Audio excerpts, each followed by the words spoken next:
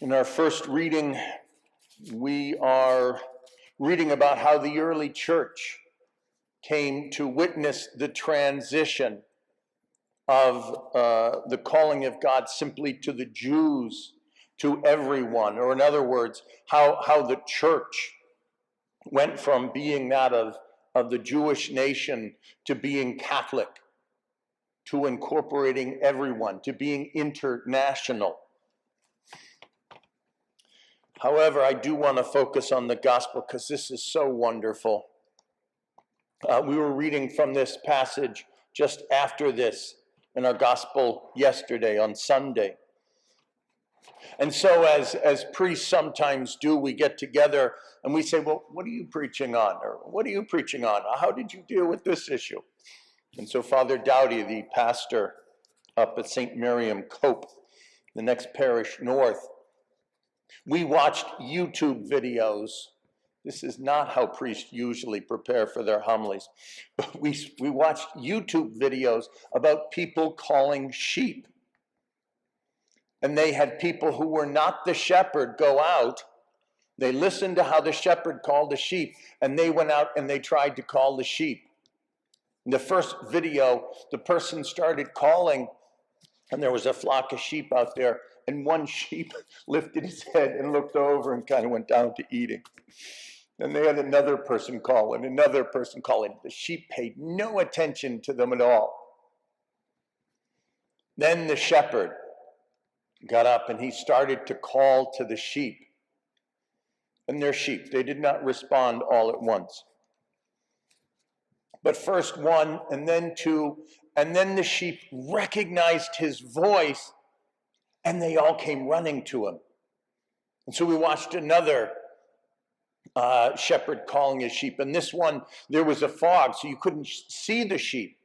But he started calling the sheep.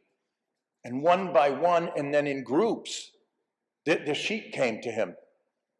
And then we watched the third video. And there was a huge hill in the background, and he started calling his sheep. And the next thing you know, the sheep are just coming down this mountain. They are just, this huge flock of sheep are coming to him. And then, of course, the problem with YouTube is it shows you other things that are similar. And so we watched the finals of in Ireland, the sheepdog contest. And this is going to be important. I'm not going off on a tangent. When we think of, cowboys taking care of sheep, they go behind the sheep and they go with dogs and they herd the sheep pushing them in. And it was interesting because they had a dog there who was going to bring the sheep into the fold. That was the test. And it wasn't the dog that the sheep knew. And the sheep were running everywhere. The dog would chase them and they'd come together and then they'd split up and then they'd come together. What a difference when the shepherd calls their name. The sheep come. When someone who is not a shepherd calls, they don't come. When they sent a dog out to try to bring them in, they scattered. What a difference. In Jesus' day, this would have made perfect sense. When the shepherd calls his sheep, they come to him. And the sheep doesn't force them. The shepherd simply walks and the sheep follow him. So in our relationship with Jesus, who is the good shepherd,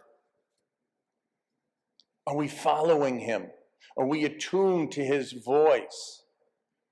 Or do we think of the church as being that shepherd dog that has to drive us and force us? That's not what Jesus wants. He wants us to be his sheep who know his voice and hear when he calls us by name. Amen.